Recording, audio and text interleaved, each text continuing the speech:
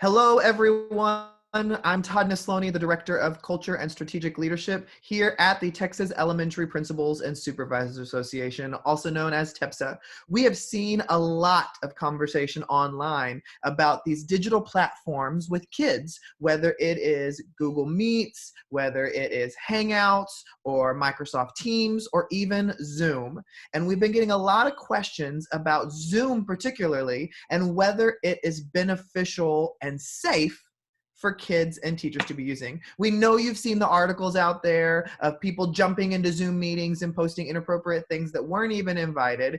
But the fact of the matter is, Zoom can be a really safe platform for you to use if you use it correctly. Now here at TEPSA, we're not pushing any one platform. If Google Meets works for you, do it. If Microsoft Team works for you, do it. But there's a lot of misinformation out there about Zoom and a lot of misunderstandings because, as you know, when we were put into this unprecedented environment, we didn't know how to use Zoom, many of us. And we saw that it was free and we jumped on it and we were like, yes, let's do it. And then we realized, oh my gosh, there's a lot of safety features we need to put into place. And so when I was thinking about creating this brief informational video for all of you, I thought, who better to reach out to than my friend and administrator, Daniel Patterson, who is what I consider to be kind of like a pro Zoom user. He knows all the ins and outs. So Daniel, I'll let you introduce yourself and take it from here and teach us a couple tricks and tips for us to know whether we're administrators or teachers using Zoom. Sure, thank you. Thanks for having me. Yeah, so I use Zoom in my private practice. I use Zoom. I run an online virtual school up in Los Angeles, and we use Zoom as our primary mechanism. And we've been on the Zoom train for a while, not just since the COVID-19, but in the last several years. So there's a lot of ways to simplify Zoom and structure your classroom or your organization, how you want to engage with students on Zoom. And there's a few, I guess, safety features or standard features that you can go in and auto set that will mitigate most of the common Zoom bombing or even just sort of class mischief that you want to keep eyes on the lesson and eliminate side chats. So I'm going to go into some of the settings features briefly with you by sharing my screen and let you know how you can set up your Zoom classroom. And then Todd, you can ask any questions to clarify. And it's just a little bit of a freestyle, but I just want to share with you sort of how this works. So I'm going to share my screen with you. And this is when you log into Zoom, this would be your hub. And so I'll start from the beginning. So if you were just at Zoom and you've logged in, then you would go to My Account, okay? And once you go to My Account, you want to look at the settings feature. And the settings feature, this is very crucial. And there's some things that you want to do right away. And certain boxes are auto-checked. And if you're looking at mine, I've toggled some of these back and forth and you can do those. But here is one important one, which is join before the host. Absolutely not. You want to make sure that this is off. So what that does, it creates a waiting room. Now for teachers, what's nice about the waiting room feature is if you post the meeting time, let's say 5 minutes before you actually want to start, this is a great way for you to take attendance. Because as students come into your room and they've been asking to join the meeting, you can take attendance and you can keep metrics of who's showing up. This is important for schools who are using this, to track attendance, but it's also a great way for you to know which of my students don't have the technology or aren't accessing this this platform. So this is a great way for you to understand what students in your community might not have Wi-Fi or a computer who need other alternative assignments, like pen and paper delivered to their house. So I think that's an important thing to remember with Zoom just in general from an equity position. Also, you want to, authenticated users can use this. So you want to make sure that they have an account, they're authenticated. This will help prevent you from getting the Zoom spam, people who are just hopping on. You want to make sure that there's a required password. Now, One thing that teachers do that I don't recommend, and I get that it's easy, is that they might set the same password and same meeting ID number for every single time they're going to log on. So a teacher might send out an email saying, hey, for the rest of the semester, this is your Zoom ID and this is your Zoom password. But that's when kids start sharing that information, or that information gets out onto the internet or into the wrong hands, and then anybody can enter into a Zoom meeting. I mean, I have high school clients I work with who said, oh, last week I got on a Zoom call for this other high school, and I was in this other history class, and I was cracking jokes in the comment section. Why? Well, because teachers had given out like a one-stop shop password template and user ID for the rest of the semester. So I like a unique meeting ID and a unique password for every time you meet. It's a little bit more work on the back end, but I'll show you how you can schedule out your meetings. And then if you schedule out your meetings, then they'll each have a unique password and meeting ID. The other would be let's see, I'm trying to think, the chat feature is really important. So you can allow chat or not allow chat. Now, depending on your age and stage of kids, I think chat is dangerous. I think it's a feature that I might actually shut off. Rather than having chat, I would come up with a system in your conversations that allows kids to symbolize, just like raising their hand, if they have a question. Now that might be a card that they hold up that's with a Q on it, like I have a question, and then you could unmute their mic and allow them to ask their question, rather than the comments section. The comment section is helpful for educators because you could drop links into the comment section, but generally speaking, I feel like the chat feature is more trouble than it's worth. So if I'm working with kids, I typically have the chat feature off. Chat feature is just basically inviting them to get off task and try to entertain each other. Very few kids are asking questions in the chat feature so much as they are, showboating, and because they're craving that social interaction because, they're not getting it at school. But they can chat with people on their phones, on their devices, and not on school time. You could, if you do want to use a chat feature for an accountability standpoint, you could turn on this button right here, which is auto saving chats. So that keeps a record of who is put what into the chat box, so that you could say, okay, we're going to start with a chat feature on, but if you are abusing the chat feature, I'm going to turn it off for future meetings. And not only that, I have a record of what you said. You could preface this. So anything you put in the chat box is saved. And if I need to send it to your parents or send it to administration, whatever, you can do that. The other thing I think that's really important feature that isn't being used is you could create a survey at the end of a lesson using this feature right here. So, did you find this lesson helpful? Did you feel like do we need to cover this again at our next lesson? Thumbs up, thumbs down. Again, you're collecting, it's like an exit survey that's built into Zoom for you. If you're team teaching with another teacher, if you want to do a co-lesson or have a collaborator, you can enable the co-host feature so that you and another educator could be both in charge of muting and unmuting mics or answering. It basically allows you to have the dominant screens when everyone else you could see their faces on the sidebar if you wanted to.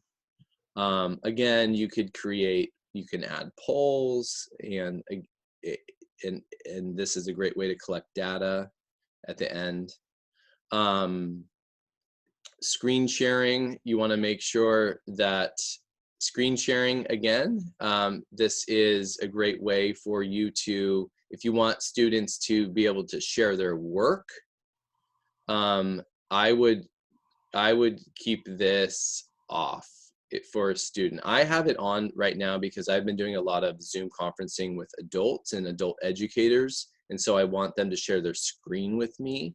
But for students, I would turned this who can share the screen to host only. If you toggle this host only, then a student couldn't put an inappropriate comment or graphic on their screen, even if someone Zoom bombed in. Like, let's say someone infiltrated your meeting, which is highly unlikely if you use a unique invite code every time. But let's say they did. They're Maverick. They get in.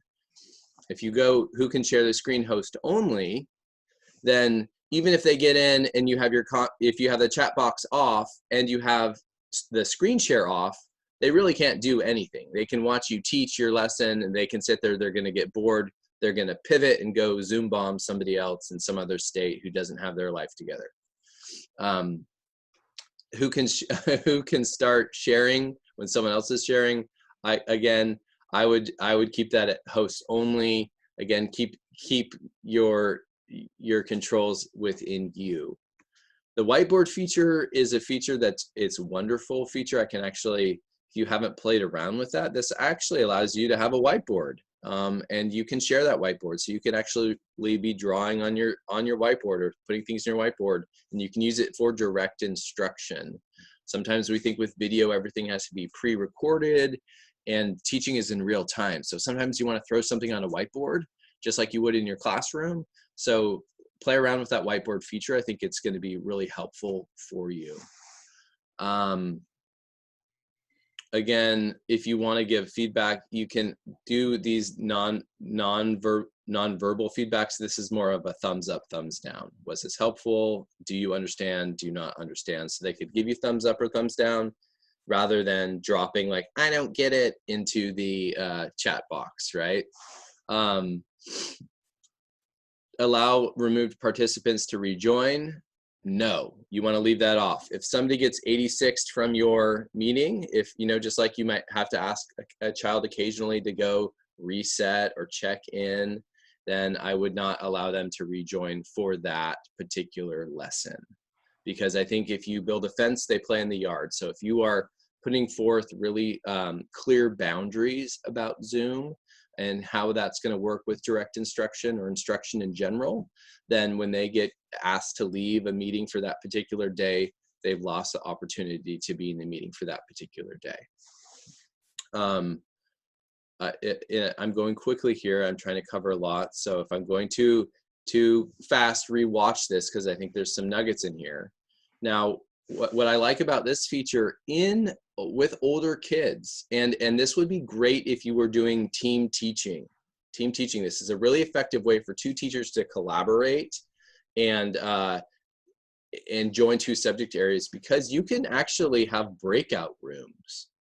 So you can enable this breakout room feature, and you could have one of your co-hosts in this breakout room and then subrogate your list. So if you needed to reteach a material, or you wanted to flip lessons, so let's say you wanted to have a teacher read a story to the class in one breakout room, and in the other breakout room, the teacher is teaching a different, maybe doing a grammar lesson or something. And then you guys could swap. And it's all within the same Zoom classroom, but it allows you to break out rooms. Or you could do a breakout room where you go through one lesson, and the main teacher is continuing with maybe continuing onward, supplemental reinforcement, but the breakout room could be reteaching. So you could reteach a concept in the breakout room. They're not missing anything because these kids are just doing maybe some reinforcement activities over here. Everyone's seen the same lesson, but the kids in the breakout room could then be getting reteaching in real time in the same Zoom call, if that makes sense. Again, closed captioning. I would love closed captioning. I think that's healthy. I think that for our more auditory learners, that gives closed captioning. So that would basically be subtitling of what you're saying, so that they can understand you, especially in Zoom and houses. A lot of kids, I know my kids, I have 3 that are all in school. So we're Zooming here, there, and everywhere. So there's background noise. They have headphones on, but still it can be distracting. So the closed captioning, you're building reading skills at the same time. Again, it's just another pathway for them to retain the information that you're delivering. And you can even save your captions. So if you were going to record your lesson, kind of like we're recording this right now, and they wanted to rewatch it, they could have a transcript. You could actually give them, this is the transcript of the lesson that we did today. Here's a video of the lesson we did today. So that allows you to embed some reteaching on their own time if they wanted to do that. Virtual background. I have this on for, again, primarily working with adults, or I work with a lot of one-to-one clients. If I'm a teacher, I turn this off. Turn this feature off. Virtual background, they could set whatever they want behind, so they can put a beach behind them. They can put, it's very distracting, and kids will always want to think, what crazy virtual background can I have? And again, simplifying your background, like behind me, I have a whiteboard behind me. So it's a very simple, easy, it's not distracting. It keeps the focus on me as the teacher, which is what you want with instruction, specifically when it's virtual, because you don't have the ability to go, tap their desk, or you can't really use the proximity skills that we like to use with direct instruction in the classroom. So those would be some of my suggestions. I would put all participants in your waiting room. Like I said, this is a great way for you to take attendance and how to know who is joined your session, so that you can know. The other one that I'm trying to find here is allowing forgive me, I'm trying to find this. I think it might be in the advanced settings.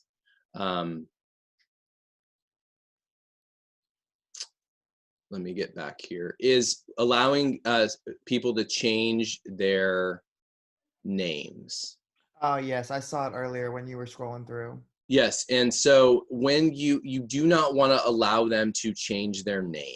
Yeah. So the rule that I have is that the name needs to be their first and last name as it would appear on your student roster. And so do not allow them to join with an alias or another name.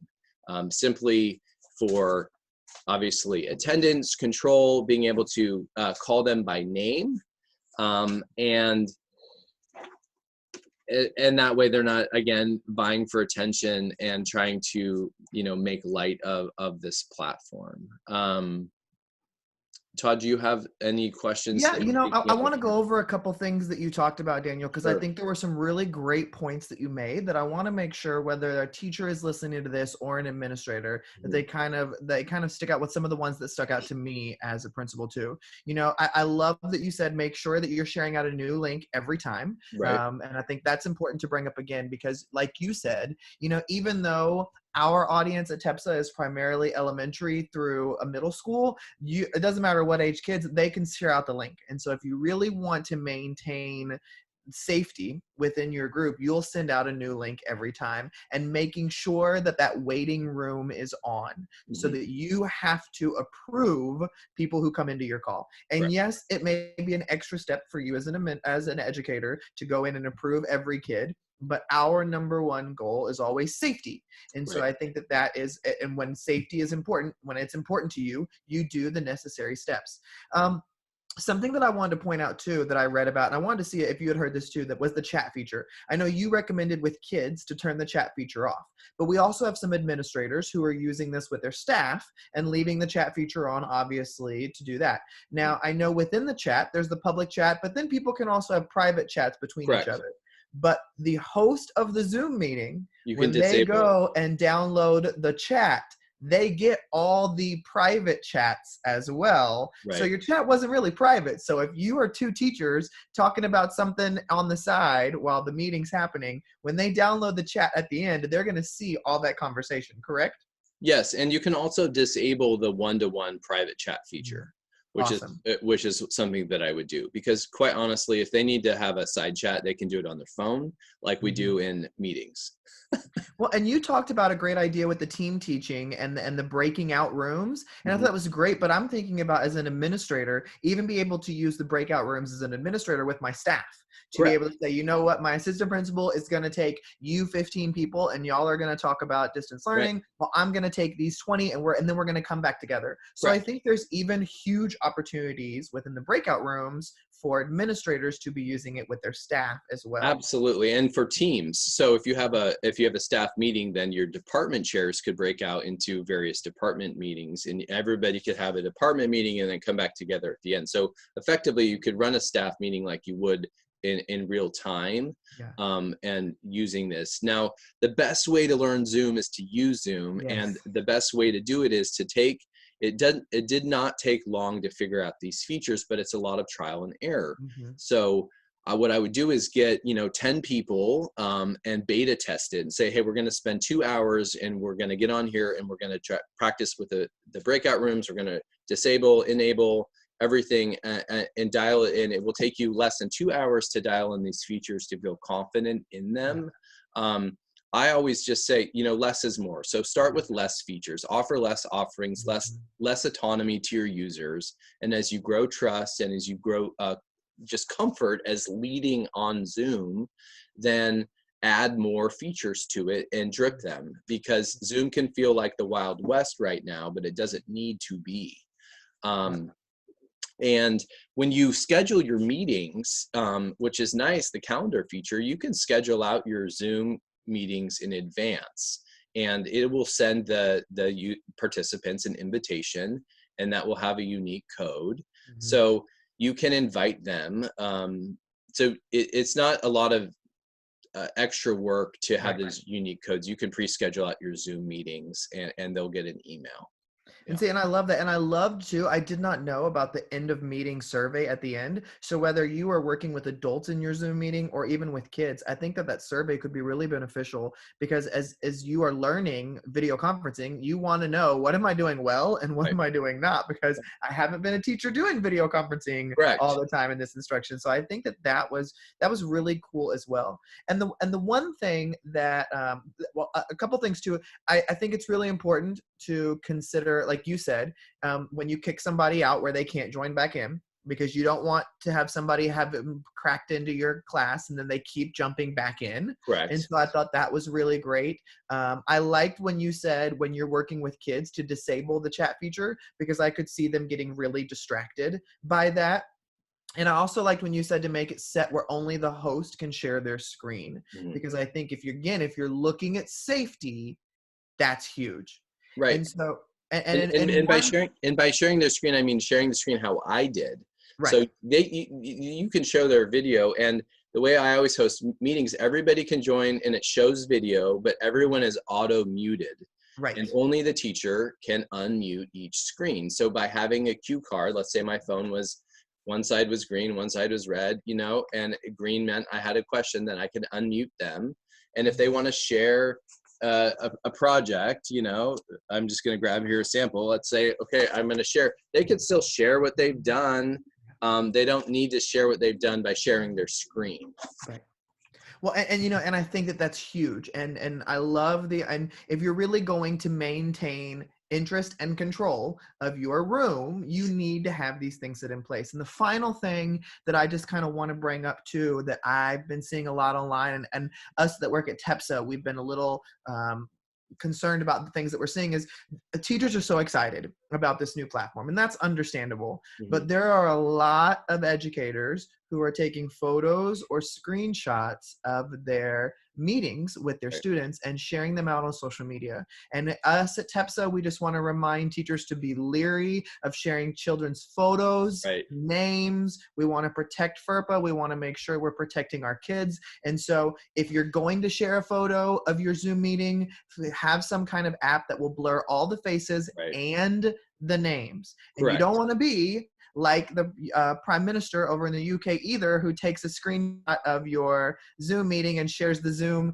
ID in the corner as well. You want to make sure that in your excitement over this new platform, that you aren't putting kids at risk. And so please think twice before posting photos of your Zoom meetings, unless you're going to blur out the names and the faces. Are there any other safety things that you've seen that you can think about too as we close out?